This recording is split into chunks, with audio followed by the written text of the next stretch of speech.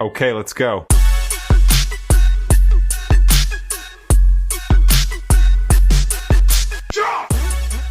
Hello there, ChickChatters. We are back. Well, I shouldn't say back. This is a whole new thing we're doing. We are starting a new venture. We are going to talk about the Gypsy Rose Lifetime series. What's it Mhm. called? I want to call it Love It's After called Lockup. but Life After Lockup. I mean, basically Love After Lockup. It looks like we're gonna be following a lot of her love life after coming out of prison. I think she was there 8 or 9 years. Yeah, something like that. Obviously, if you're here, you know about her and her crime. So I don't think we need to get into her and her crime and even the Right. documentary that preceded the series. I think you know who she is, and we don't have to do this whole backstory. Maybe one day we'll get into it if we're feeling froggy, but right now, A lot of documentaries out there. People are yeah. gonna do it a much better justice than we are in 30 seconds. So if you don't know who Gypsy Rose Blanchard is, leave this video. Well, first subscribe, then leave this video, go watch some documentaries, come back, and we will be following her life after lockup. Because this reality series is giving. It's gonna be spicy. It really is. We're hearing a lot of the stuff that's happening in real time with Gypsy, and it looks like we're gonna see a lot of those things play out in more detail in her show. So that's what I'm really excited for. Just some background as to what we're getting into in this moment in this show. So the show is going to be following her life after getting out of prison. When she was in prison, she married a man named Ryan 3 years ago, and he seems to be a fan of hers. She has dated quite a few guys while she was in prison. One other guy, Ken in particular, we're going to hear more about. That's her current boyfriend right now. I don't think we're going to try to hold any spoiler alerts. I mean, everything Gypsy Rose is like way out in the public. It's more of just seeing how things are. So we're going to see how things progress and then degress with Ryan. And we're going to see Ken in the picture, I think, towards the end. That's kind of what we're here for, is to see what she does when she gets out of prison. It's quite interesting, at least this first episode. There's a lot to unpack. We start this first episode off with her actually getting out of prison, where the documentary left off. I feel like there was a little overlap there with the documentary and how that ended in this whole first episode, but they might have needed to do that too for people who didn't watch the documentary. The documentary that Anna's referring to is before this Life After Lockup documentary that we're covering.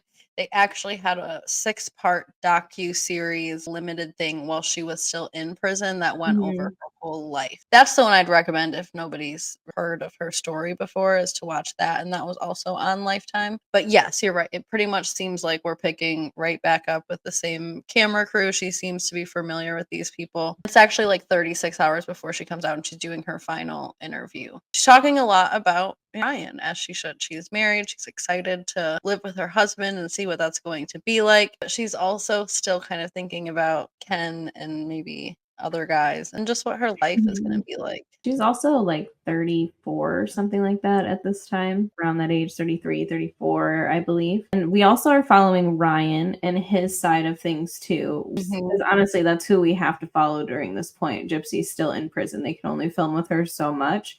So She's we're really 32. Oh, she's 32. So they're really filming Ryan most of this episode because it's really just showing him picking her up. And then we'll focus on Gypsy once we get her. But right now she is behind bars and Ryan is meeting up with her family. And I don't know. They don't seem that impressed with him. But I also think that they feel like she rushed into things. I'm not sure if it's him they're not impressed with, although they could have their definite reasons if they did. More so than they're just not impressed that these two decided to go ahead and get married. She has her family. Her family seems to be really, really supportive. I can appreciate Gypsy at 32 wanting to start her own life as soon as possible. She probably feels like she missed out on so much time. Even before all of this happened, she was under all this control by her mom. She had no inkling of what it was like to live a normal life. And so she probably feels like she's really ready to do what she wants to do with her life. I totally get why she got married, but I think her parents are more so concerned with what the heck are these two thinking that they're gonna just start off a marriage for 3 years, not even know each other. I didn't disagree with them, but just like any other 30-year-old, you got to let them do their own decisions and let it play out. Like her dad said, and I believe a teaser at some point, she's 30 something making like 16-year-old decisions. It's because I feel like she's been held back so much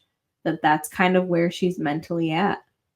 Yeah, she's gonna have to go through the cycle of ages faster than year by year, but she's gonna come out and make dumb decisions. I think anybody who's not been able to make their own decision ever once in their life at the age of Mhm. 32 is gonna make stupid choices. Have to gain wisdom. So I think she's definitely gonna do that. That's another reason why I'm excited to see this. I'm definitely gonna have mixed emotions, I'm sure, but I feel really bad that all of this learning and growing is playing out right now in like such a public view. But I Mhm. also think it's really cool and courageous that she's showing it to people. I am here for it.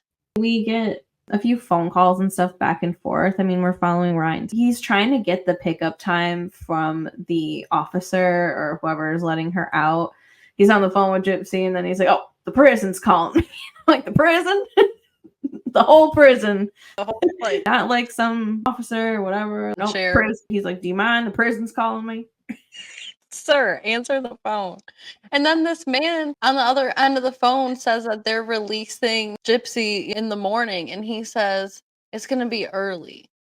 And Ryan's like, okay, like how early you thinking? And he just says, real early. And in my head, I'm like, okay, like 4, 5 o'clock in the morning. Oh no, we'll find out later that this girl was released at 3:15 a.m. middle of the night. And he wouldn't tell him the time at first, so you could tell he was trying to get the time out. And they're like, "Oh, we'll give you a call." And I'm like, Yeah. "Damn, they really don't tell you." Well, I think for anyone else, they tell people. They also don't release people at 3:15 at night. I think the problem with Gypsy is that her release was so public and everybody knew that this was going to be a big thing even before it became a big thing. I mean, there are so many Mhm. people talking about her. There's been so many documentaries, movies, like actual scripted movie, all kinds of things. So she's a household name at this point. So I think it was really her, which is why they wouldn't release her at a normal time. They wouldn't tell Ryan what time she was going to be released because typically when you pick somebody up from prison or jail, you're picking them up during working hours. Things need to be processed. They need to call their PO. Things need to happen. So I think that this was an outside of the ordinary, but I don't know. I'm not a criminal justice major. After he gets off the phone with the officer, he gets back to Gypsy, and she's just like, "What the prison say?" I just died a little. She's so cute. I love her voice. Her voice is kind of a what's the word? Polarizing topic to Yeah, people. Like you either love it or you hate it, but I love it. I enjoy hearing it. It makes things she say just sound much better. Yeah, like you want to listen to her. Speaking of wanting to listen to her, she requests French fries from McDonald's and Yeah. asks Ryan to double check to make sure the McDonald's either isn't going to be closed or that when it closes to make sure he gets the French fries before it closes. Like she needs that man to secure the bag. Of McDonald's of all places, French fries, and she's in like, She's where probably been dreaming of that McDonald's for almost a damn near decade. I know, but McDonald's of all places, I feel like I'd be in there thinking about like Whataburger, Chick-fil-A. I I would mean, be thinking about McDonald's breakfast. I just know it. I would really, need a sausage McMuffin and all of the hash browns. All of them. really. Every Mm. single one you have in that building. I guess maybe it's just because I used to work there. Maybe that's why it's Probably. Yeah. it's Not just everybody is a for McDonald's me. freak, but I feel like it's like McDonald's or Burger King. Those are like comfort foods for us 90s kids. Yeah, I guess so. I We were all remember eating McDonald's in the back seat of the car. everybody had their birthday parties there, like Uh-huh. back I then. don't think I had one there, but So after all these phone calls back and forth, I think he goes and sees her family one more time. He's just awkwardly hanging out with her parents, cooking and stuff. And he's a sweaty guy, huh? Like he's just in there sweating he's himself. sweating because Gypsy's dad turns up and looks at him and says, I know you guys are married, but if you go pick up my daughter and you do any kind of funny business, I have plenty of guns. And this man does not even respond. He goes straight out the front door talking about how hot he is, sweating his whole face off. Yeah, and then they cut to commercial, and then they never pick back up at that scene. Ryan's just doing something else. I was like, that's really how that day ended for this man. Did he leave? That man just slithered his way back in for dinner, sat there quietly at the dinner table. They make it known. I feel like it's not that her family is unwelcoming, but they certainly make it known that they're suspicious. Well, definitely the sister too. I mean, she's pretty open about it, as they should be. If anyone's going to be open about it, it's of course going to be the sister. Aren't we known for being open about everything as a sister? So true. That's the one person who's supposed to be the most honest in the whole family. Yeah, even when you don't want it. Especially when you don't want it. So that was weird and awkward, and I don't know why they even threw that in there other than to throw it in. I just think it's foreshadowing that the family has more wisdom than Gypsy has right now, and they just know that this isn't going to work out. They're kind of skeptical. I think the dad's kind of playing the protect your 16-year-old daughter sort of. Isn't that what you say before your daughter goes to prom, not to your 32-year-old married woman? Well, I feel like he's also trying to make up for lost time. I really don't know the dad's side of a lot of things. He's in these documentaries, and I've watched quite a few, but I just know that he lost communication and stuff. And I hope they do some therapy together, because it seems to me like this man abandoned her. And I appreciate that he is there to pick up the pieces now, and I don't know the full story. I do remember, I think during the first little docu-series, he had talked about working a lot and being overseas quite often. And then when he would come, it was kind of weird because she was so incapacitated. Just always had all these things going on. And so he just stayed away more and more. And I mean, I don't blame him. Gypsy's mom seems to be such a controlling person. I don't blame him for wanting to stay away, but to know that your child was this disabled, had this many ailments going on, had this many needs, and to stay away, I hope that they go and talk in therapy. It doesn't seem like there's a lot of hurt feelings, but I don't know. I feel like something needs to be acknowledged. There has to be something there. I feel like for Gypsy, because of everything with her mom, though, she just thinks her dad is so great. He's the savior. Yeah. She's always dreamt of her dad coming to save her, and now here he is doing that. And that's great. That's what he should be doing. But I think he also could have saved her a long time ago. Maybe before she went to prison. And that might be something that he struggles with too. Sure it is. And that's what I'm saying. I just hope they go to therapy, because if they can just put that stuff on the table and talk it out, can't change what happened, but to just talk it out and be aware of, I think about what it would be like if I would have came and got you out of there, and if you wouldn't have went to prison, and just sharing that guilt, it helps to process it. He's hinted at that a little bit, like talking to her. He's like, I don't know what it's going to lead to. Yeah, it seems like he's living with some things. He's got a lot of things that are weighing heavy on him. I feel like they all do, including the stepmom and everybody else, because apparently the stepmom and him have been seeing each other since they were in high school, which I did not know. Well, they share that daughter, the stepsister. I think that's theirs, and she's over 18, it seems like. She's not much younger than Gypsy. Her mom was like 24 or something, and her dad was like 17. Mom also had a mental illness, but I don't care. That lady was weird. Anyways, I go to Ryan on his way to pick up Gypsy. He's going to the hotel, and the guy calls him about picking her up and stuff again, and he's just like, I'll be there right away, 3:15. He goes, can you be there between 3:15 and 3:20? I'll be there at 3:15. I'll be there at 3:15. You're probably there at 3:14, let's be real. He was just up 2:30, talking, ready to see my sweetie.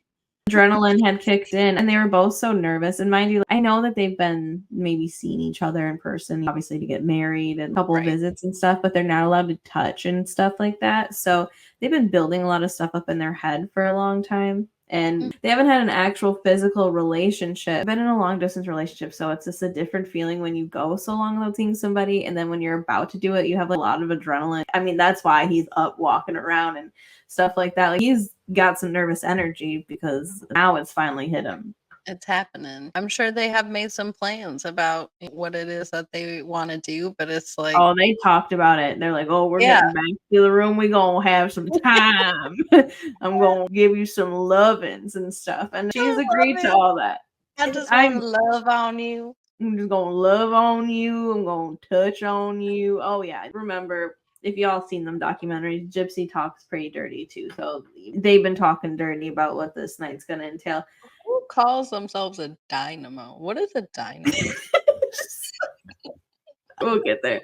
So Ryan goes to pick up Gypsy, and he's pulling in the policeman and whatever at the doors, making him turn off the cameras. He said, "Yes, boss." And he starts clicking him all off. He was all nervous. He seemed so nervous to pull in there. It seemed like he had drugs or something on him, the way he was so nervous to pull in there. But I he think pulls he in. was finally feeling the gravity of Gypsy's getting out, and Gypsy's not just a regular prisoner. This is happening at 3:00 in the morning because she's not regular. It's just probably a lot of things going on. He was probably just trying to act right. So he goes, picks her up, and she gets in the car, and she's culture shocked or like shell shocked. You can tell she's very shook about being even just in a moving car. She's looking around, everything's dark. She's looking for the fries. She's trying to figure out what else going on. The look in her eyes is like terror and excitement and happy. Like she's just feeling all the emotions. You can see her looking around. Obviously, it's dark, but there's a lot of lights on. She's holding on to the car because she feels like she's going really fast. I could not imagine the feeling of not being in a car for almost 8 years. I mean, maybe she was transported here and there, but it's just probably so crazy to think about that. And yeah, the French fries are like this close. She doesn't get them yet, but Ryan's talking to her about the outfit, and she's visibly uncomfortable with him. He puts his hand on her leg. He's like, "I can touch you," and she's like, "Yeah." I know. I think at this point so far in watching it, as I was watching it, I was assuming that she was still just really trying to adjust to being with a person, especially in prison. I mean, people get away with some physical stuff, but unless you're really trying to do some things with someone of the same gender, then you're really not getting a whole lot of physical affection and touch. While I was watching it at this moment, I was just thinking, wow, it must be really weird to have somebody brushing up on you, like that ticklish feel. Like nobody has felt that in years, you know? So then I was just thinking that, but I mean, we'll get there. It just gets creepy. She's not attracted to him just because I've done it. I waited 9 months before I ever saw my husband for the first time in person. And then I'm on the plane like, oh shit, maybe this ain't a good idea. I don't know. I'm about to find out. But when I saw him in person, I was like, yes. And I wasted no time. You know what I mean? And I wasn't like all standoffish and weird. She waited like 3 years. So I'm thinking like, girl. But you have to think too, she's also has not been intimate in that amount of have not been intimate with your husband, but you had at least done that in the last 8 years beforehand. I guess. I don't know. So I hear you though. I mean, if she was wanting to, she would be, I think, more excited. It's very clear she's not excited. Nobody knows exactly why, but she's definitely not excited to be touched on by this man. That is clear. Crystal clear. He calls her family for her. She says hi to them. Obviously, it's 3:00 in the morning. They're not going to have a whole drawn out conversation, but it felt really brief. He was about to hang up before they even said, "I love you," or I forgot what the last thing they were about to say. He hung up and then he said, "It's my time with my wife." I'm like, it's your time. You've been married to this woman for 3 years. I understand that you guys have been waiting for 3 years. Of course, you're going to the hotel room together and you're going to spend time together. But this is her first day out in 8 years. Let's not make it all about you today. You're going to get. You're the one that called them. Like, she didn't call them. I know. And they didn't call you. That's the thing. And it's like 3 a.m. You're going to get what it is that you want tonight. So just don't be so pushy. And I feel like that's the theme of this whole hotel scene is Gypsy's going to give him what he wants tonight. So just don't be so pushy. Let that woman breathe. Breathe. And that's what she was asking for in the hotel room. They get to this hotel room and she's finally getting her McDonald's fries, which I think you could have like handed to her in the car and they would have been a bit warmer, but whatever. It seems like she just got them for the first time in the room. She's like, "Give me the fries." I'm thinking, I mean, this is just like a stupid, I don't even know why I'm thinking this, but they're obviously in the middle of nowhere. So I'm guessing the McDonald's nearby is not a 24-hour McDonald's. So he probably got those at 10 o'clock at night, brought him to the hotel, and he was probably like, "Oh, we're going to be making out so much in the car, she's not going to want these fries." But I'm promise she would have ate the fries in the car. That's probably half the reason this girl doesn't want to touch you right now. You bought her the wrong size shoes and you did not bring the fries. I'm sure he didn't bring the fries. How useless. And then to offer to microwave McDonald's fries. I don't care who you are. That crap is gross microwave. I'd much rather eat them cold They are than better microwave. cold than they are microwave. What do you mean? Don't even offer that to this girl. She don't even know that. She knew it intuitively. She's like, no. She was disgusted. She's like, I think it's just common knowledge.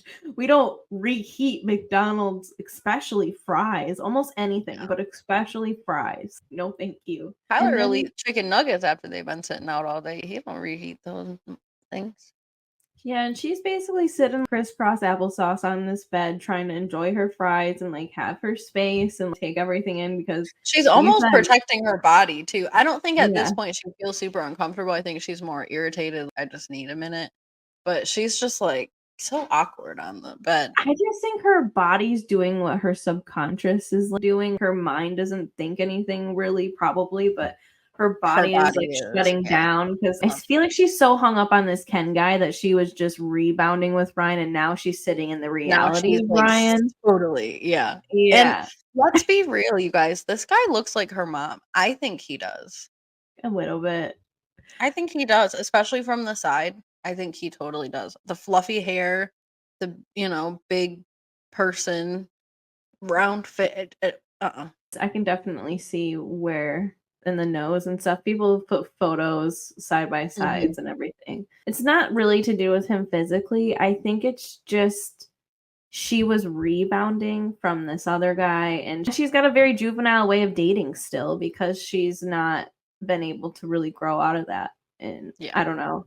Who's to know? But she seems very visibly uncomfortable in this hotel as he's saying things to her and she's being very vague back. I was cringing so hard for her. I was like, no. And I then know. he's When she finishes her fries, she like, looks back at the bed and you can tell she's nervous to even lay down. The second I lay down, this man is gonna pounce on me and he's like, you can lay down. It's just like imagine the feeling of like every movement you make is being watched. And it's been like that for the last 8 years. And now you get out of prison and you have this man just, you wanna lay down? You want me to touch your arm? You want I some french fries in the microwave? I felt violated just then.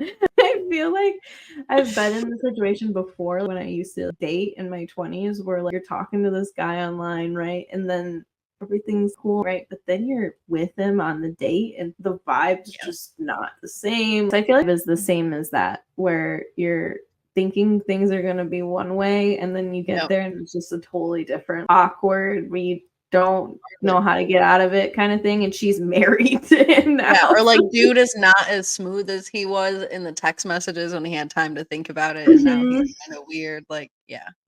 Yeah, that's what it was giving. I Yep. hope that this is just a weird first night and stuff, but it does feel a little bit forced and strange. So I don't know. He's trying to love up on her, but he did give her space when they were on the bed. I'll give him that. Mhm. Like, he wasn't actually trying to like grab her and stuff. He He was was going, just yeah. his eyes were just on her. That was enough for me. I will give him credit when she originally said, "I just need a minute," he did also offer to leave. I don't know if that Yeah. was a legitimate offer. They know each other better as far as their tones and stuff. I don't know if he would have been upset or whatever. He did say, "Well, do you want me to leave for a minute?" And she said, "No, please stay here, but just like don't touch me." Yeah. I just Or need stop to.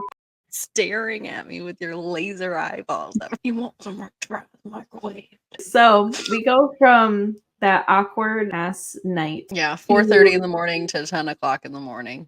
literally We missed. the 6 hours of sleep that they got. They wake up and they're getting ready, it looks like, and talking to Gypsy, and they're asking her about the night and everything. And she's like, we consummated the marriage, if that's what you want to know.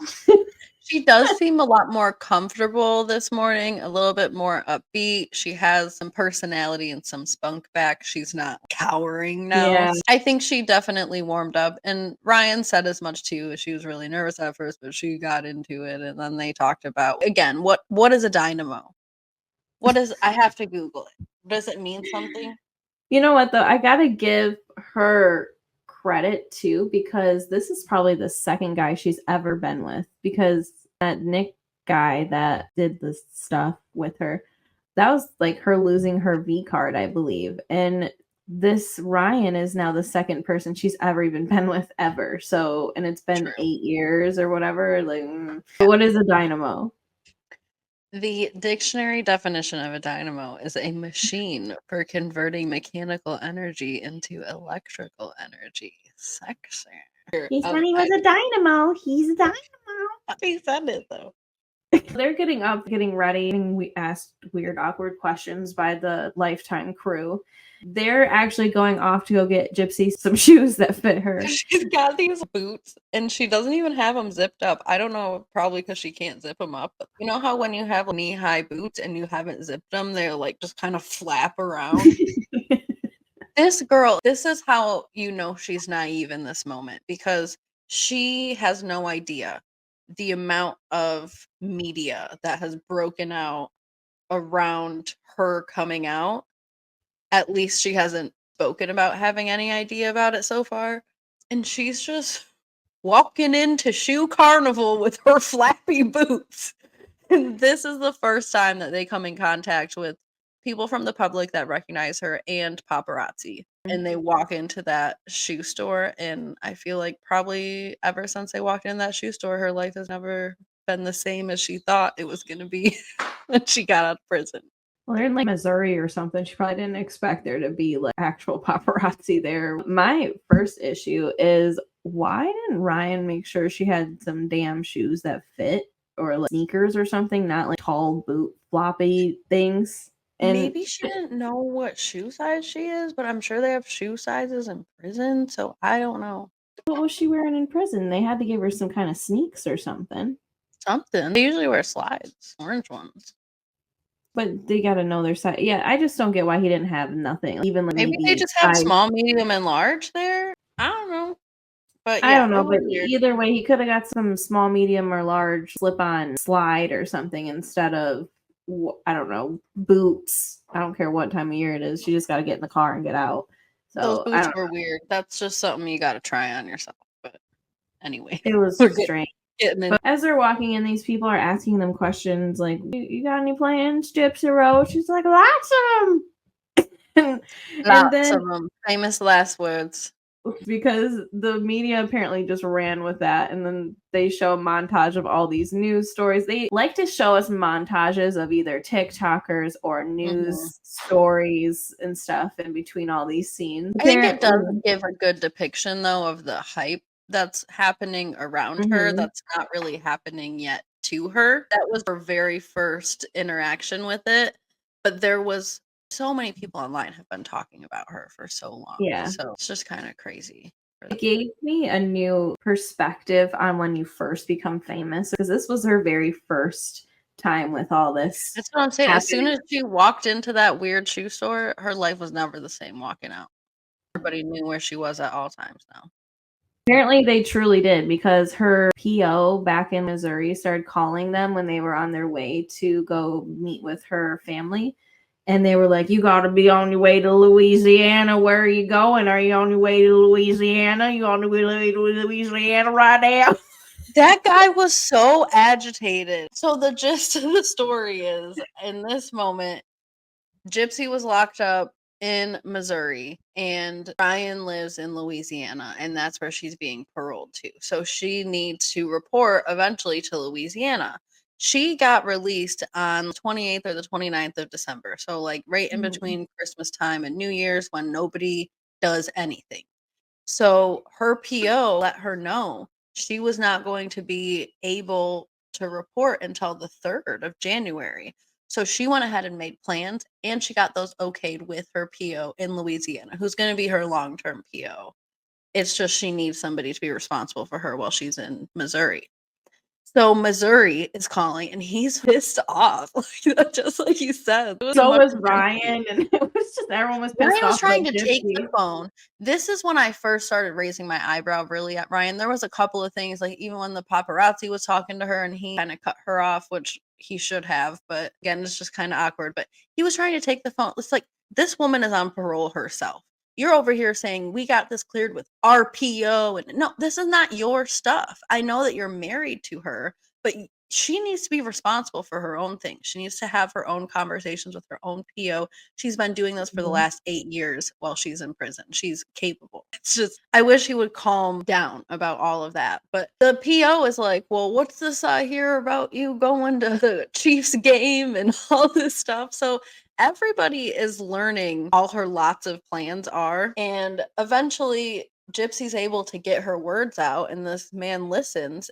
And he takes her word and just calms all the way down. He went from being the most agitated, animated, crazy, it says immediately, get the F out of my state, to, oh, well, okay, then I'll talk to you later. And come to find out, he must have just got off the phone and got right on the phone with, I don't know, the prison or whatever, because whatever system they have in place. right. He calls her back as they're being chased by paparazzi, pulling into the Airbnb of her dad's house, and basically gives her the The Airbnb of her dad's house. The Airbnb of her dad's house. So they get into the Airbnb of her dad's house. Of her dad's house. Of her dad's house, B&B. He says the whole thing again, and he's like, you have to report immediately. No if, ands, or buts about it. Basically tells her that she lied. He's like, you don't have this approved. I talked to so-and-so. I wonder if he even called and talked to so-and-so, or if he just hung up the phone and was like, nope, this social media stuff's too crazy. I don't call her again. I'm calling her back. She coming back here. I was like, stressful AF. Oh, yeah. Hear. So they get off the phone with this guy and they're talking in the car, and they decided they'll probably just drive back, but they're both irritated by it, especially Ryan. But they decide to leave their luggage in the car, and they come in from probably being in the garage for about 20-30 minutes talking about what the hell just happened, because everyone's like, well, they've been in there for a while, like, wait till they come out. They come in and everybody's excited to see her. Obviously they hug her, they're all happy, whatever, and then she breaks it to them that she's probably gonna have to leave. And her lawyer that's there, I just love him. He was so funny. He was cute. Like, looks like I'm gonna be working on my day off. Pulls out his phone. Pulls out his phone, starts to. They talked to the Louisiana PO, and he did approve it. He was like, yeah, it's fine. We don't even have anybody to check you in until the 3rd anyway. So even if you went there, you wouldn't be able to be checked in. So, which seems to calm everything down for everybody for the moment.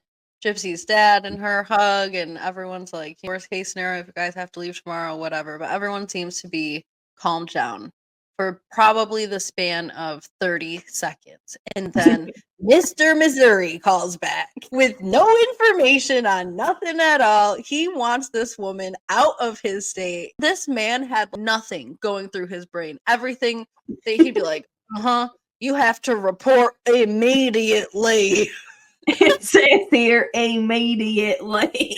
It says on this here paper immediately. And then this poor lawyer sitting there trying to reason with this man. He's like, I just talked to the PO literally 30 minutes ago, and he said that there's nobody even there till the 3rd. He says, well, it says here immediately. He was trying to. Meanwhile, Gypsy is in the hallway having a goddamn panic attack, rightfully so at this moment. I think this is the 5th or 6th call where somebody is telling her different information on, like, why don't you guys all get together on a little memo or an email or something, a 3-way call, so that we can get this figured out, because this poor girl is going to have a heart attack, and she really just wants to do what she's told. She's willing to go to Louisiana if she needs to. She's willing to stay. She's willing to not go to whatever they want her to do. She wants to do it.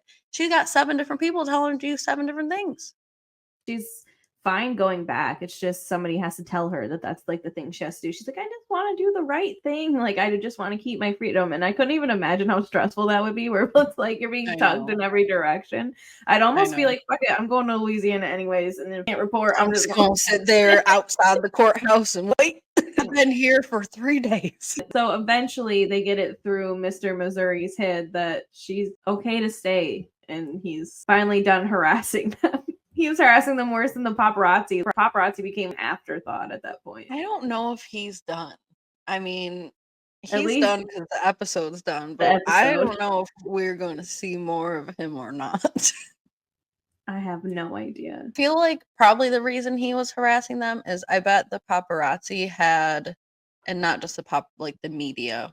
I'm kind of referring to them all as the paparazzi, but I bet you somebody had access to who her PO was going to be, and his phone was probably blowing up over the holiday. And he was like, no, no, no, get your ass to Louisiana so I can sign this discharge paper and I don't have to be responsible for you. Because he seemed pretty surprised that he all of a sudden had some, D-list celebrity on his caseload. And he's like, I don't want you in my state at all. I do not want to deal with you. Especially trying to go see Taylor Swift, which she never complained about that at all. Yeah, she had plans and it was frustrating mostly to Ryan, but I will give her that. I think a lot of people think that she is entitled and a lot of things now that she's out and she has some kind of status, but I think she's a good person trying to do the right thing. She was not upset at all about plans being ruined or what it was. She never mentioned like, oh, now I can't go to this game. It doesn't seem like that's really what she's trying to do, even though at the time the media was very much jumping on that train because her mom used to use celebrities to gain more traction for Gypsy's fake illnesses. So there's definitely a lot of people I think that could say a lot of things about that, and they were when she was trying to meet Taylor Swift, but I really don't think any of that stuff is valid. Yeah, I don't really even think it matters what she was trying to do. Going to a damn Chiefs game, who cares? I know, everybody was going to a Chiefs game at that time. It was a thing to do. Like everyone in America wanted to get a ticket to a Chiefs game. It is what it is. But that's pretty much where they leave the episode off on. They give us a super teaser a season to come, basically teasing the downfall of Gypsy's marriage, the relationships with her parents, and Ken coming around, and her dad looking at her mom being like, Ken comes back blaming you. Well, Ken is back.